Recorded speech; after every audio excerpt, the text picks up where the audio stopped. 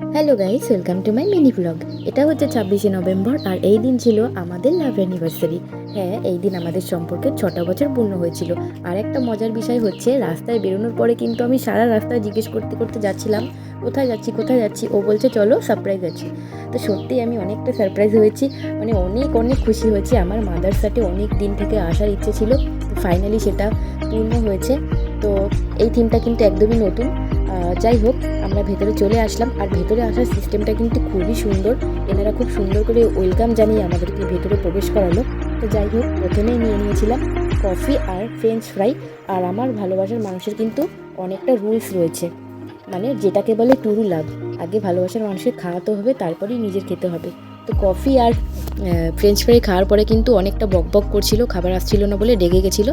তো ফাইনালি খাবারটা চলে আসলো। আর মাদার সাথে এই জিনিসটা কিন্তু সবথেকে ইউনিক লেগেছে। তো কেমন লাগলো লাইক করে সবাই জানিও।